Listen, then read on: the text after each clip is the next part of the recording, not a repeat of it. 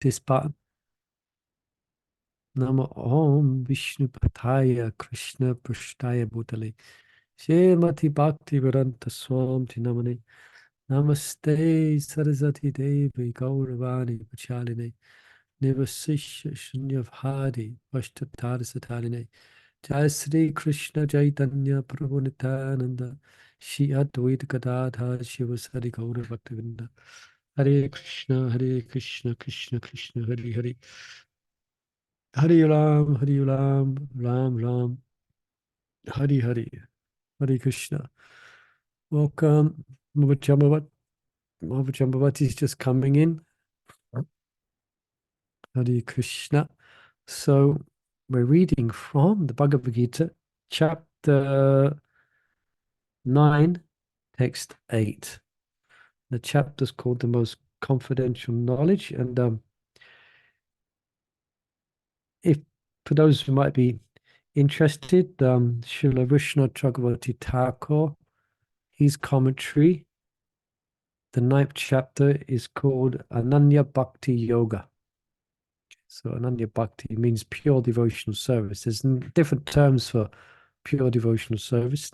One of them is Ananga. Kevala is another word as well. So Ananga means Ananya. Sorry, not Ananga. Ananya.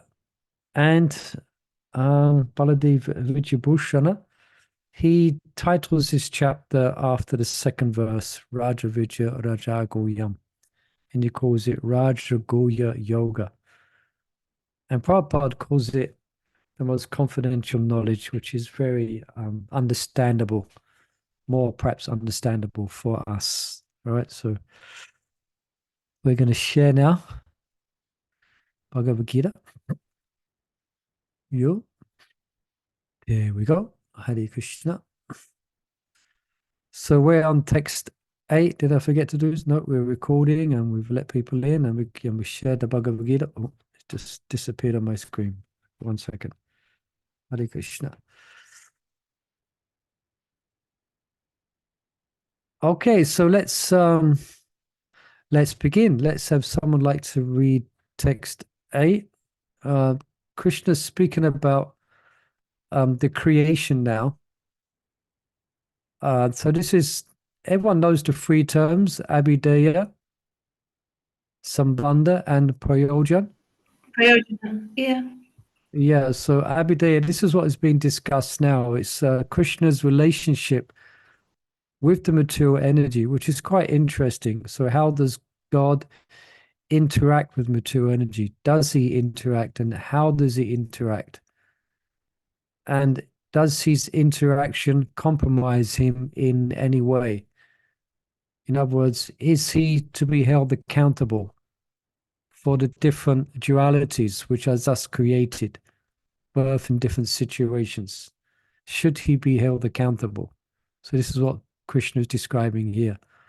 So, Mother Mangopu, you had your hand raised first, so you can take us away into Thank you. 9.8. We're reading the Sanskrit verses here. So do your best. So, 9 to 7, yeah? 9.8. 9-8. Oh, I see. Yes, there. Praktim svam avashtavya virjami punaha punah bhutagramam imam krishnam avasam prakter vashat. There you go. Here it is. There we go. Translation. The whole cosmic order is under me, under my will. It is automatically manifested again and again, and under my will, it is annihilated at the end. Purport. This material world is the manifestation of the inferior energy of the Supreme Personality of Godhead. This has already been explained several times. At the creation, the material energy is let loose at the Mahatattva, into which the Lord, as his first Purusha incarnation, Mahavishnu, enters. He lies within the causal ocean and breathes out innumerable universes, and into each universe the Lord again enters as Garbhodakshaya Vishnu. Each universe is that way created. Universe is in that way created. He still further manifests himself as Kshirodakshaya Vishnu, and that Vishnu enter into everything, even into the minute atom. This fact is explained here. He enters into everything. Did I hear anything? Oh. No, let's carry on. Now, as far as the living entities are concerned, they are impregnated into this material nature, and as a result of their past deeds, they take different positions. Thus, the activities of this material world begins. The activities of the different species of living beings are begin from the very moment of the creation. It is not that all is evolved. The different spaces of life are created immediately along with the universe. Man, animal, beast, birds, everything is simultaneously created because whether desire the living entity had at the last annihilation are again manifested. It is clearly indicated here by the words avasham that the living entities have nothing to do with this process. The state of the being in their past life, in the past creation, is simply manifested again. And all this is done simply by his will. This is the inconceivable potency of the Supreme Personality of Godhead. And after creating different species of life, he has no connection with them. The creation takes place to accommodate the inclinations of the various living entities, and so the Lord does not become involved with it. Wow. Yeah. I was Can going I ask to. a question? A question maybe it doesn't is irrelevant maybe from here. But Well, it says at the we end shall. it's annihilated everything, and again it's impregnated, and we take different bodies. So let's say sannyasis, which they say they go to the planet of Brahma, Lord Brahma. Are they gonna born someone else or something else? And they gonna be responsible maybe from different planets or something like that? Maybe irrelevant. So I think, yeah, you're speaking about sages. They may be classified informally as sannyasis, or they may be just those who are taking vows of celibacy. Yeah. Now they generally will go to the abode of Lord Brahma, and then upon the annihilation, they become elevated to the spiritual realms, as far as I can remember. So not that they, of course, they may be engaged in a specific service under direction of Krishna, but generally they will have led a strict life of meditation, tapasya, and they will take, and the next birth will be on the planet of, in Brahma Loka. And as far as anyone else can remember as well, that upon the annihilation of that, the total annihilation of the cosmic manifestations, yeah, where everything is merged into the body of the Lord, then those liberated souls will then go to the Vaikunthas. As far as I can remember from my readings, I may be mistaken. Anyone else has any information on that? Did that address the question? Yes, in a way, yeah. Thank you. Because Yeah, certain sages they do certain tapasya for achieving certain, call it CDs or certain positions, and yeah. that's why I was wondering where they gonna go after, like. Well, that also may depend upon their individual sadhana and the specific mantras which they may chant. So so there may be different destinations, but the general destination given of tapasvis and yogis and meditators is that those who are strictly following, then they may elevate themselves to Brahmaloka. Yeah. From there to the Vaikunthas. Yeah. Thank you, thank you, Okay. thank you. No, thank you. Yeah. So any other curiosities or questions here? Krishna Prabhu, I have a question, please. Please, yes. Page 463, the last line but one, it says the state of being in the past life, in the past creation. is simply manifested again, and all that is done simply by His will. Prabhu, can you explain that? Yeah, the state of being in their past life, in the past creation, is simply manifested again. And all this is done simply by His will. Yeah, this is, I mean, the principle is that the jiva is eternal. So, so we have been part of the creation and the annihilation again and again and again. Yeah. At some point, we, like all the whole cosmic manifestation, will be merged into the cosmic body of the Lord, so to speak. Yeah, into the body of the Lord. There, the jivas will remain what's described in a kind of a mystic slumber. Yeah. Mm-hmm. Yes. Not exactly sure what that looks like, whether they're laying down in a bed or something, but a mystic slumber. Yeah. But they see, look, when we leave this body, we leave the body behind, but Yes. we take the subtle body. And it's Yes. within the subtle body is the soul. So it's the subtle body that's holding the impressions and the desires Yes. to, yeah, to the very desires to lord it over the material creation. So Yes. even when the living entities get when they merge into the form of the Lord, not Mm. merge in the complete sense of the term, because they remain their individuality. So Mm. they carry their material quests and impressions and desires. So Yeah. when creation is set in motion again, Mm. then they're injected into the material energy by the glance of the Lord, and they Yes. start on the path of fruitive activity or karma. And Yes. that's all done by the super soul, reminds them Yes. of Okay. their previous inclinations.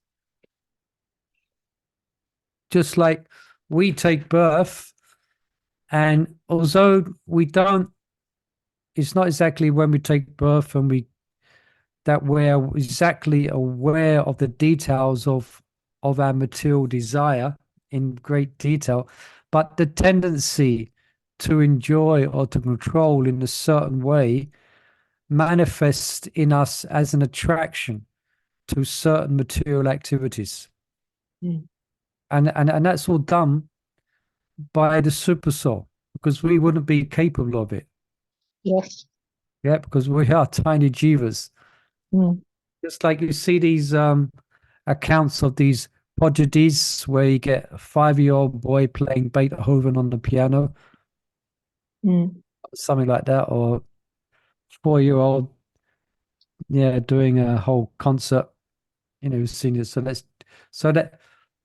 that that memory of that, and that the memory of that and the familiarity is given to us because, yeah, it's given to us by the Lord, and and then we pursue it. Does that explain it, or was it? Yes. No, no, that's very clear. Thank you. It's just Yeah, so I don't know where I was going, so I said no, I have to ask that question. yeah, the state of being in their past life, in the past creation, is simply manifest again, and all this is done simply by His will. So that's Krishna's will. That's Yes. not our will. Yeah, that's That's right. Yeah. Krishna's will. Yeah. Thank you, Prabhu, so much. So there's a point being addressed here that if Krishna is Parameshvara, which means he's a supreme controller. So, and as we mentioned in the previous verses, he is aloof, Udasinovat. So he is neutral. He's aloof. Remember, we discussed that. So, how does everything continue then? How does it happen? How does everything in this material world continue? And this has been described here. Under my will, yeah, by my will. Remember, we come across that Sanskrit word previously as well.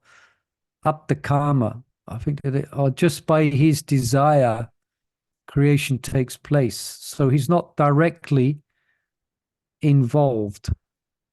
He is indirectly involved. I came across something good here. So interesting here. He is the efficient cause. So the efficient cause is distinguished from the material cause, prakriti. Right? Bit detailed to understand, but it's this simple sentence which, I've been reading this for a long time, and this one sentence I read just explained it so clear to me what is the difference between the efficient and the material cause. So the potter is the efficient cause, and the clay is the material cause of the pot. Right? Simple example, wonderful.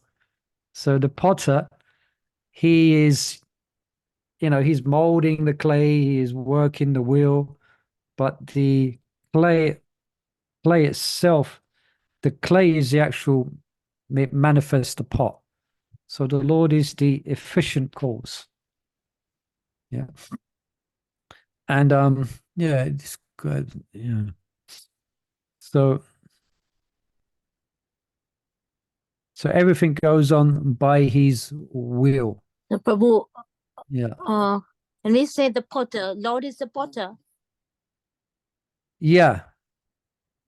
Yeah, the Lord is it's not what the Lord is given the ingredients and he's the efficient cause. But the Yeah. material Scriptures. but Please, but Prakriti itself manifests the differentiations within matter. So he is Udatsina, he is aloof from that, as we have described previously, and actually, yeah, it's another example we've given here. Yeah, so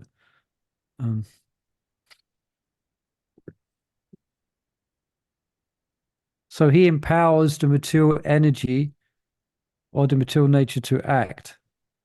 And then Bhujan gives some nice examples here. He explains Krishna's relationship with the material world, as been described here, is amazing. Yet then he mentions it's still more amazing that he, who is the ultimate efficient cause, the ultimate controller, ran in fear of Mother Yasoda. So he's controlling the whole cosmic manifestation. Everything is ultimately under him. Yet he ran in fear of Mother Yasoda. And that fear, by dint of his internal potency, was real fear. Yeah. The internal potency covered him, so he wasn't aware of his godhood. So he was really fearful of Mother Yasoda. Yeah. And he stole butter and he was concerned his mother would punish him. Yeah, he is all knowing, he's all powerful, but tears were coming from his eyes. And he trembled. So then Gurujan mentions nicely as well that this is what bewildered Queen Kunti in her prayers. There's a wonderful prayers by Queen Kunti. So she knew Krishna's position. And when she heard all of these very, very human-like pastimes of Krishna, for instance, being chased by Mother Yasoda, etc., she became bewildered. She couldn't comprehend. So she Hare Krishna, beautiful prayers. Hare Krishna, Prabhu. Hare Krishna, Mother. Yes, please. This 8, verse 8 in the second para, I think it's very clearly saying, as a result of their past deeds, they take different positions. So it's very clear. Yeah, it is. Yeah, it's described there. Yeah, thank you. Yeah. As a result, now as far as the living entities are concerned, they are impregnated into material nature as a result of their past deeds. Yeah. Their past deeds. It's not the Lord's, the Lord in that sense, he is again Udarshina. He is aloof, Aloof, yeah. Aloof, but at the same time it's going on his direction, but it's Yeah.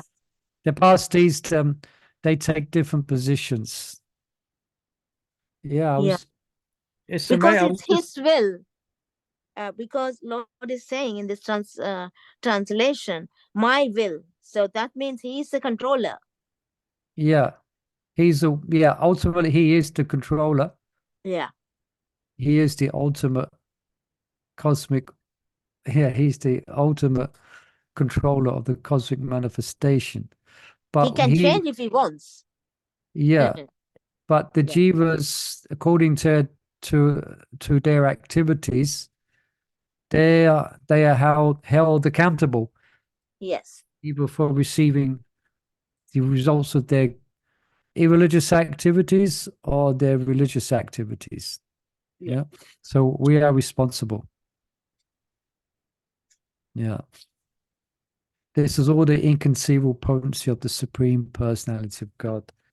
Yeah, when I was just looking up this before we opened up, and I was just I was just reflecting on the fact that we are eternal, and we have had so many different forms of life, and we have been in multiple creations, in multiple kalpas. It's quite fascinating, but we only have knowledge of this one life, and even that is fragmented. I mean, we can't remember everything we did 5 years ago or 10 years ago. You know, we have some general idea, but the jiva has had so many different experiences and so many different dualities in this world, and they're trying to do one thing, really. They're trying to enjoy. Yeah. But in devotional service, we understand that Krishna is the ultimate joy. So we take ourselves out. If we take ourselves out of that position and act in such a way that we give Krishna pleasure through acts of devotion and service, then we can regain our original consciousness. But that's why we take birth again. That's why we're impregnated again and again and again, to try and enjoy. And that's what material energy is there for us to live out this fantasy. Anyone ever see the program Fantasy Island? There used to be one program we used to watch before I joined when I was young. It's called Fantasy Island. And this was rich persons, very wealthy persons, who could, according to whatever dream they had, whatever imaginative thing they would desire that was very rich, then this Fantasy Island would facilitate that. So very much like our sojourn in this material world, we are trying. Anyway, Hare Krishna. All right. Anything else on this?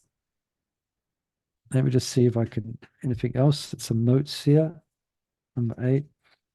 Yeah, I think we've covered most things. Yeah.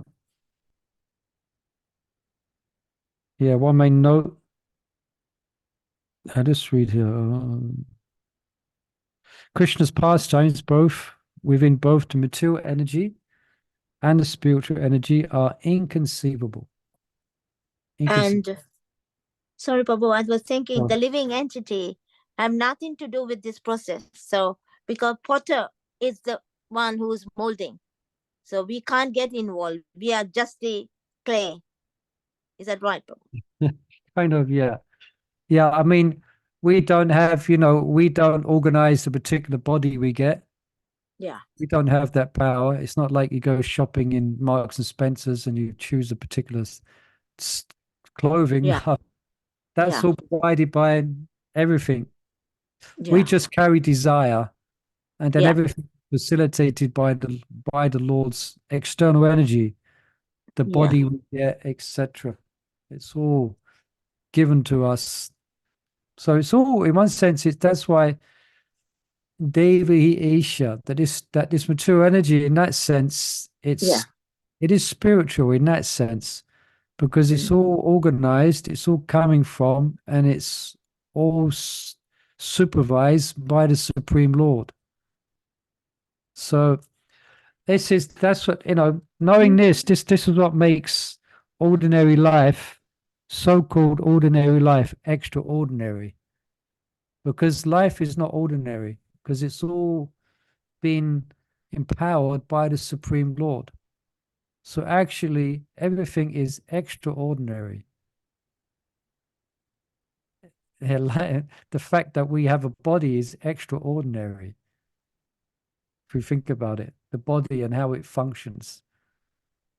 Yeah, for instance, when a lady becomes pregnant, it's extraordinary that there's a living entity growing inside of her stomach. But we just take it for granted, you know. But actually, how is that going on? What inconceivable policies the Lord has to make all these things happen, you know. And that's an aspect of Brahman realization as well. Or that's an aspect of Krishna consciousness where the devotee appreciates the Lord's touch in the whole cosmic manifestation. So everything is extraordinary and just points to the glorious Lord, you know. So everything, the fact that we're aging as well, and there isn't anything we can do about it.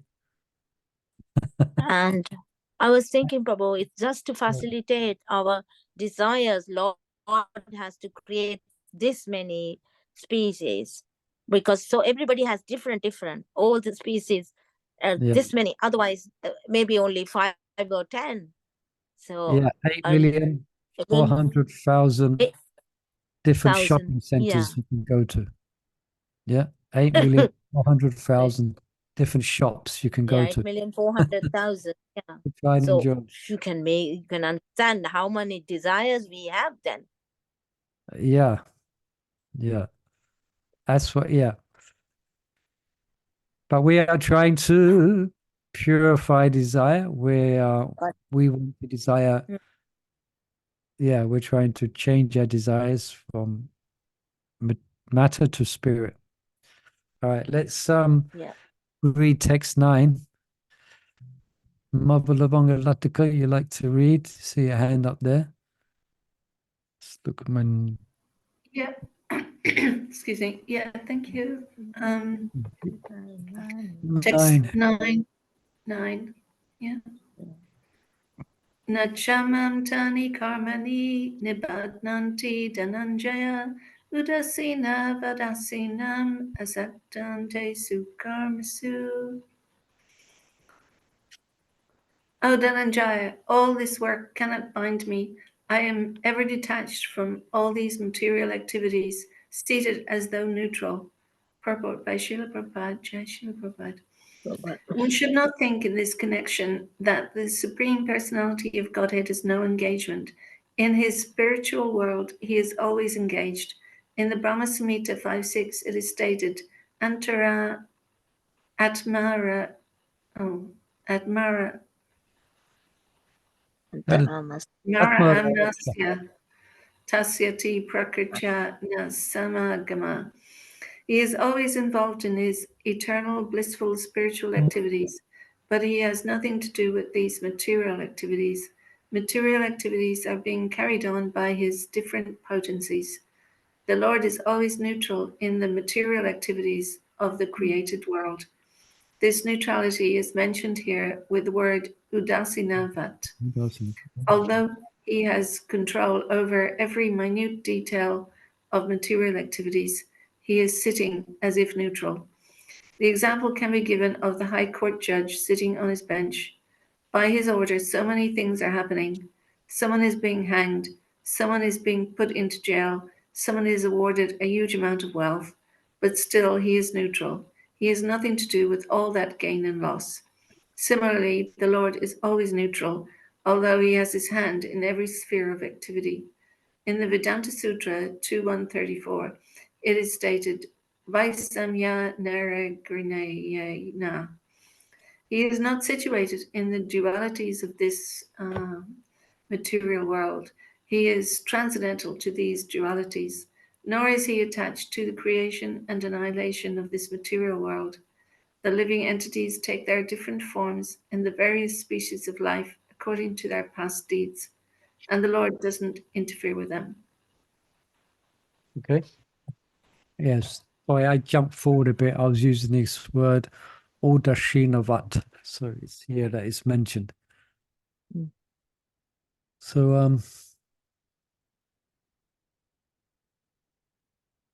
yeah, any questions or comments here?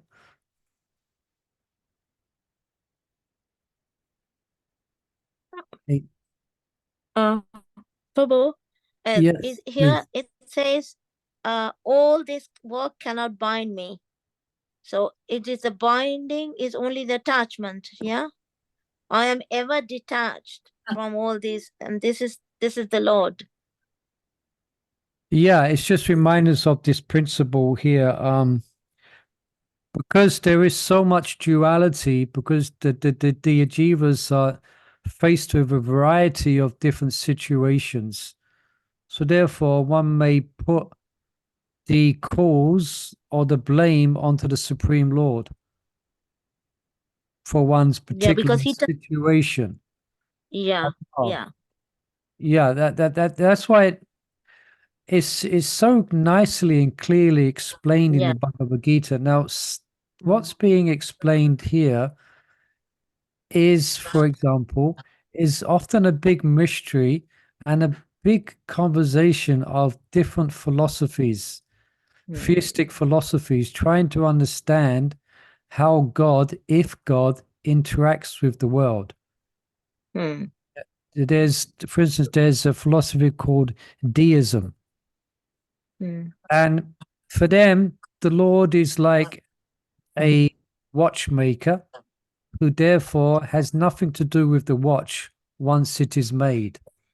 So the Lord creates, but then he is not involved in any way with the material world. So it's called deism. So therefore, those who are deists, they do not, although they believe in God, they don't believe in the need for prayer or going to church. That this is deists. They were prominent in the early 19th century. And there's a whole big, they have many different, speculations and philosophies, etc. Yeah, it's been described, and also there's, I forget the name for it, but there's a certain name for it, for the problem of evil. Christians, Catholics, or whatever different faiths, they have different. They all have their take. Someone needs to mute. Someone needs to mute. Someone needs to mute. Someone needs to mute. Okay, I just missed it. Now, where was I? Yeah, like the problem of evil. So people suffer here. So if God is the doer, if he is God, then it's his fault. But It's easy here, to someone. It's easy to blame someone. yeah, but here we're hearing how God actually interacts with the material energy, our role in the material energy, except our role and the cause of our particular suffering situation. And here it's been quite clearly that the Lord, although he creates the situation, it's the jivas themselves who create their specific enjoyment or suffering within this world. Anyway, just that point I'm trying to make here is that how the Bhagavad Gita is so clear in describing God and how he interacts with the world, which is often very speculative and unclear from many different theist traditions. But here it's very clear. Prabhu, I just have one point to mention Hare here. Krishna.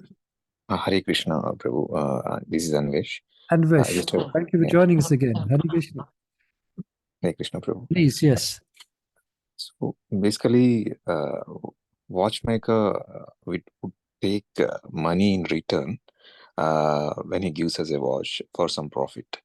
But when it comes to Krishna, the Almighty, the Supreme God, he would expect love in return and as a payment, and also he does give the same. But what I sense is when we say he's neutral to the emotions. Basically, when we are happy, he also feels happy. When we are sad, he's also sad. So how can he be free from emotions when his devotees are suffering or going through happiness? When we are going through some sort of asceticism, right? He also feels the same. So, I mean, in a way, we are all part of same fabric. So it was just Yeah, let's just take it step by step, Anvesh. First of all, you mentioned about someone who creates a watch gets paid for it. So then you made the correlation with Krishna. So what was that correlation? Just repeat again. yeah. I mean, basically the love and the bhakti we put forward, right? So Sorry again. love and bhakti, the chanting and everything we do in it. Yeah. So that's I understand. Just trying to and be clear on your comment stroke question. I mean that's the natural tendency of the jiva being parts and parcels of Krishna. Is the relationship is one of loving devotion, but still the jiva, in order to express that into its full glory, the jiva has free will. So the Lord doesn't demand one pay him with love. It's not exactly like that. It's in the jiva's best interests. And so Krishna will, for example, come and appear here. He will send his representatives in order to awaken the jiva to his constitutional position. But it's not as if a shopkeeper demands, like a shopkeeper will demand the price for the watch. It's not exactly in that vein that Krishna demands devotion from one. Krishna, it's not exactly in that. Krishna, it's in the jiva's best interest. So just there might be a subtle difference in just what I'm trying to that first point you made. It's not the Lord, okay, again, now I've given you your body, now you have to engage in devotion. You have to pay me. It's a bit different than that. It's in the best interest for the jiva. But if the jiva doesn't want, if the jiva still, despite the Lord's beckoning, the Lord's and still the opportunities, then they can continue in the material world again and again and again, creation after creation. So that's kind of a comment to your first part. And the second part was, say again, you mentioned just yeah, Prabhu. When we say Krishna is neutral and it's not attached to any emotions or materialistic things. Yeah. So I can give you one pastime where his friend Sudama. So I mean, he sees when he's attached to the material world, the way, I mean, I feel what's my opinion is, like,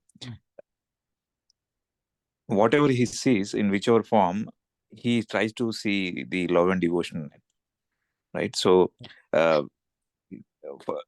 he was cursed, his friend Sudama was cursed because while he was eating, he lied that he doesn't have he's just fluttering because of the cold around him.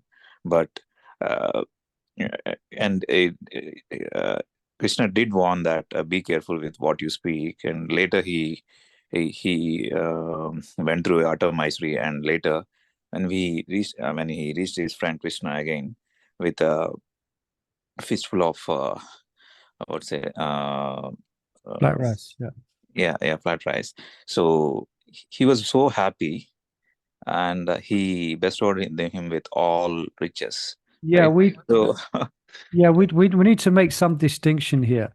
So first, we're speaking about the ajivas, and those are not devotees. Let's describe it like so. Those are not devotees. So, okay, so they're not engaged in devotional service, and they experience happiness and distress just by their karma and by the interacting with the world. Now, their happiness and distress is generally based on illusion. It's based on material attachment. And the Lord is completely neutral and aloof from it. For example, okay, say, and excuse me for the example, but say India are playing Pakistan in cricket. Okay. So say India lose. Okay. And there's so many distressed Indians. Do you think the Lord really feels for their distress?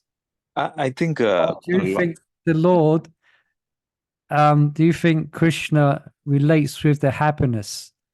No. Is their happiness and distress is based on the bodily concept of life. The Lord has, in that sense, nothing to do with the happiness and distress of the jivas in this world in that sense. But overall, he understands their existential crisis and difficulty in being separated from him. So that's the real distress of the jiva, is to be separated from Krishna and to be roaming in 8,400,000 different species of life. So that's why the Lord incarnates. That's why he sends his incarnations. And that's why he empowers his devotees to lift the jivas up. So it's not as if he is unconcerned, but he's not concerned about the trivialities. You know, it's like, for instance, when people playing football, then they offer prayers to God so that they can win the game. I mean, it's nice, but do you think God's really concerned? You think he's got a lot better things to do? So I just try to make that distinction. And then you got those who engage in loving devotion. Yeah. So their activities and the Lord's reciprocation with them is always going to be reciprocal based on their expression of love. And therefore, we see so many different manifestations of wonderful pastimes with Krishna. So that's a different set of rules. That's a different set of activities where the Lord is attracted to the devotees and because of their loving devotion. So whether I understood that comment, stroke question, whether that kind of addressed something of what you said is a bit difficult to follow. Sorry, I keep cutting you off. Go on. No. I was just listening to you thoroughly. It's very insightful, the way you put forward and simplified it. But I think the point when we say he's not attached to anything, that's where I am a bit non-aligned. Why? Because he's always attached to the righteousness and enforces dharma. So that if it is out of place and it's not happening as expected, he stick to the group where this is happening and make them win all the time. Yeah, that's the natural. That's the natural order of the universe and how it's been set in place. There are specific laws of dharma. Yeah, which if the jiva follows, then he will prosper and then he will be happy. But as that is all part of the material energy. So again, he is the efficient cause of that, but he's not involved in the details of it. That's the laws of nature. So the laws of nature doesn't include the laws of dharma. Yeah, so by following dharma, one can come closer to God. Yeah, by following dharma, by becoming righteous. But still, there is many righteous people. There's many charitable people, and there's some charitable people who are demons. Shishapal was one, and they're in the Krishna book. There's is it? Yeah. So is it Ravan knew all the Vedas? So, and they may give in charity, and may be very righteous, but for them, they are envious of the Lord. So it's not enough just to be righteous and yeah, okay, that's good. You're following Dharma within this world. Yeah. And that's ultimately the efficient cause of the Lord. He has arranged it in that way. But it's all part of the material energy. Yeah. That's all going on under his will. Don't know if this makes sense. Yeah. But that's the basic laws of nature. If you follow Dharma, then you will be prosper and you will be happy. But more than that, following Dharma, the ultimate Dharma is to engage in loving devotional service. So he isn't so he's not. He is, as it says here, all this work cannot bind him. I am ever detached from all these material activities. So material activities means the laws of Dharma and Adharma. As he's saying here, he's seated as a neutral. Yeah. And that's, Otherwise, can I ask something quick? Is that also because he's pure spiritual? because He's pure spirit. He's pure spirit. yeah, how do you link that up? Pure spirit, just I don't know, just from other reading, it says that the Lord is pure spiritual. He's not made from elements. So well, then, that of we course, understand. Yeah, he's such and it. then we understand that that's why he cannot be, how you say, bound by anything. Yeah, I mean, what you're saying is all correct. That's correct. Yeah. And Krishna's But saying then here, he's not influencing anything. He doesn't need to influence. He's automatically, it will change everything by his. I was thinking when you said by his will, because he's pure spirit. It's not like us thinking like us. He is, but he's not. I think. yeah, I think I think it comes, what's being described here is a bit a chincha beta beta tattva, how Krishna is involved and how he's not involved at the same time. And he's not involved directly with the material activities, which includes all dharmic principles, etc. Now, it's all set up by him, and it's all sanctioned by him, and it's all empowered by him. But it's all done by his will. He is not directly. It says here, I am ever detached from all these material, seated as own neutral. That's his, yeah. But I understand your point. Your point is good, Anvesh. It's a good discussion. Perhaps if we read another verse, because it's on the same subject, they help to broaden our understanding on this.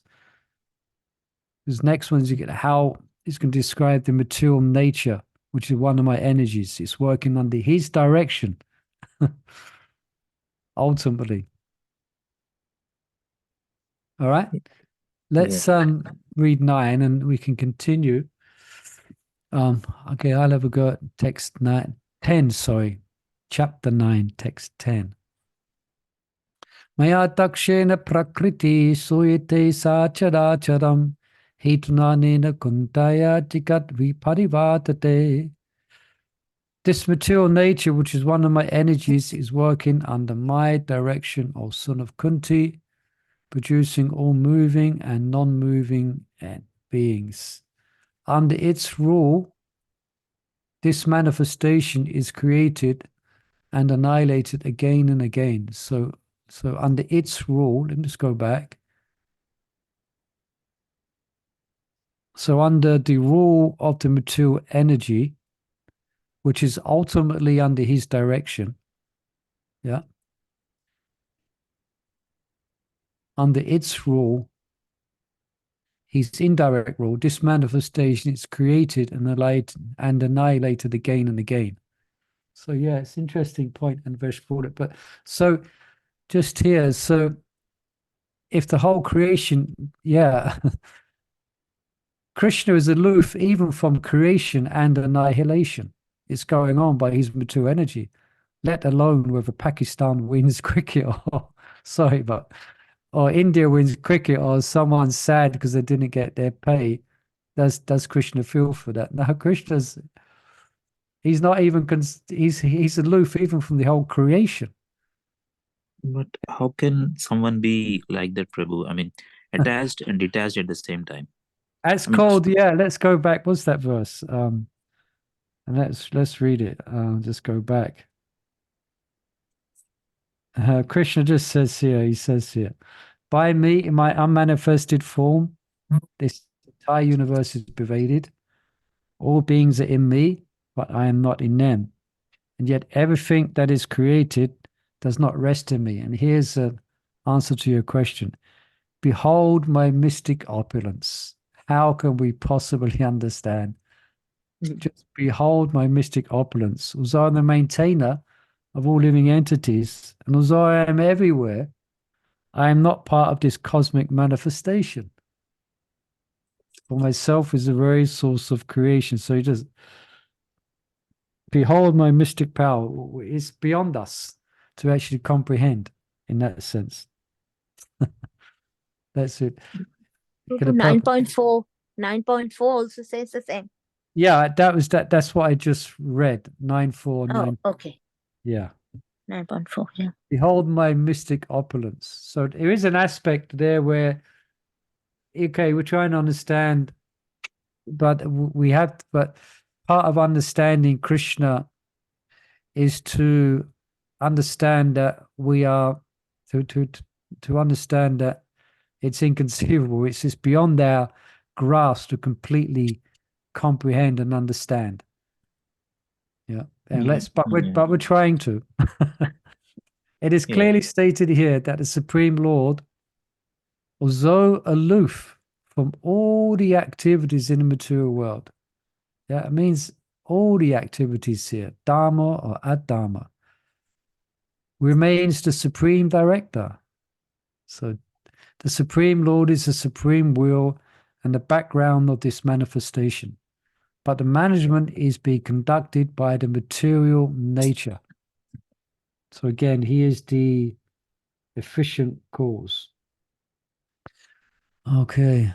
Krishna also states in Bhagavad Gita that of all living entities in different forms and species, he is the father. Aham bija, aham vitaha.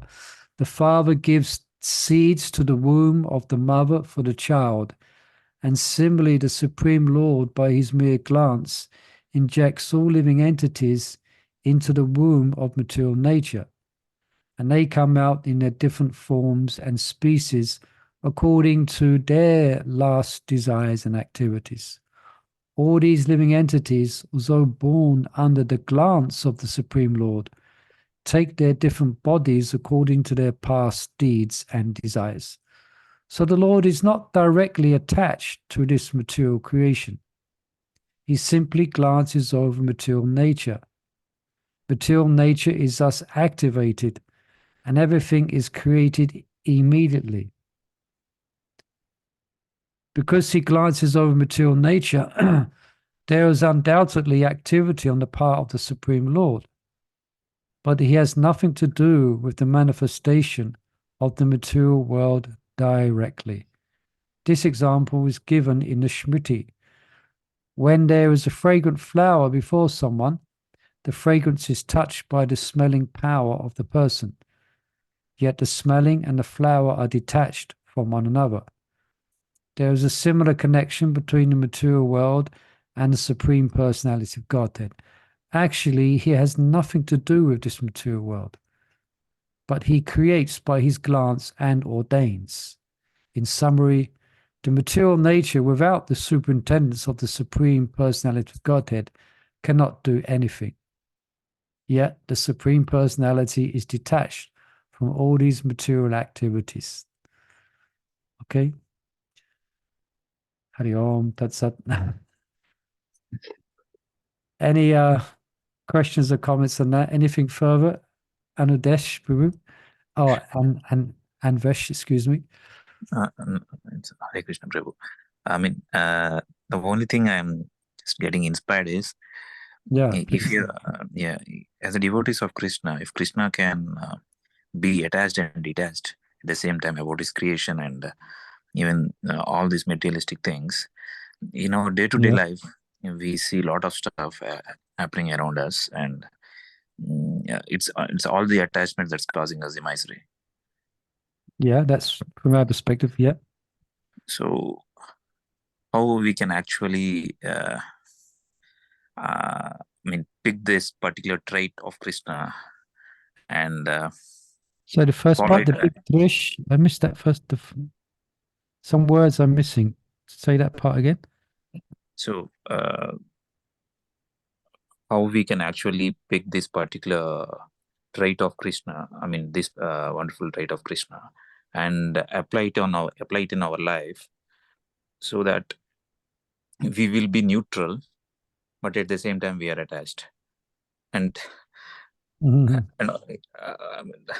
I think I try to put it in. I put it more clear, but I'm not sure if I conveyed the right message. Mhm. Yeah, if I've understood. Now we're engaged in, we have taken up the process of bhakti. Yeah, so that's quite significant. So that's not ordinary. We have, at some point, we have surrendered to Krishna to a one degree or another. Now that's the point the Lord stops becoming neutral, because he's attracted to bhakti. So when a jiva turns towards him, then the Lord is directly managing that devotee's life and activities for the betterment of their bhakti, or for the increasing of their attachment to him. So that's the difference. For the material, on the material platform, everything is going on according to the, as we've heard, the laws of material nature, which ultimately is sanctioned by Krishna. But when one turns towards him, when a jiva turns towards Krishna, then that's something that attracts Krishna, because that's the original nature of the jiva. So therefore, the Lord is very much present in a devotee's life, and is directing the sincere devotee towards him. So therefore, Krishna is arranging things and arranging experiences, sometimes for us to learn detachment. So sometimes we may be in very difficult situations, and from that we come out of it as devotees with a sense of detachment and more attachment to Krishna. So there is a big difference when one actually takes to devotion. Then it may seem like someone who engages in bhakti, they may, and someone who's not, they may seem like the same, but no, there's a big difference. Like when a devotee, when a non-devotee gets struck down by a disease like cancer, things like that, but when a devotee does, that is directly the interaction of the Lord himself. Is that, does that help? Andresh, did that? Yes, Prabhu. Yeah, I was trying to imbibe that particular quality that we are discussing right now. Yeah. It's like being attached and detached, so that we can sail through our daily life seamlessly, right? So this is something. Okay. Yeah. This is one of the this is what comes, that the more mature and the more deep our Krishna consciousness is, then the more naturally we're going to be like Krishna. We're going to be detached from the dualities of this world, because the only substantial thing for us is loving devotion to Krishna. Everything else is in that sense, it's of inconsequence, actually. But that takes some maturity in Krishna consciousness to actually live with that prominent in one's consciousness. So therefore, we experience, even as devotees, then we are often might be overcome by the modes of material nature, and we may act in a certain way that we get certain reactions and get entangled. And so therefore, we feel sometimes attachment, So these are the things we're dealing with in our progress of Krishna consciousness. But then the more we become Krishna conscious, then the more we can be detached. And so that detachment means we may be within a family situation, in a work situation, and we may be experiencing all the dualities that actually go with that. But because we have an internal development of loving devotion to Krishna, it's not going to affect us in the same way that it would affect a non-devotee. But that takes maturing in Krishna consciousness, Does that's so? Thank you. Thank you, Yeah. Prabhu. Okay. Anyway, thank you for your questions, stroke comments, and Vaishnavi, were very interesting. Thank you. So let's stop there. We can continue tomorrow, and tomorrow the verses go in a different direction. Let's have a look. Yeah, just the connection.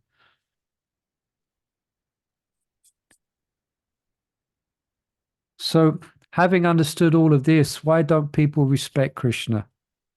Yeah, who's the most glorious personality? Why don't they respect Krishna? So then the next verse, Abhajanti Mamhutha, Manasim Tanamashrutam, Param Bhavam Jnanando, Mama Bhuta Maheshwaram. All right, so let's pause there. So we've learned a bit today, trying to comprehend and understand how the Lord acts in this world, how he doesn't act, etc. The mature energy and its relationship to Krishna. Krishna's neutral.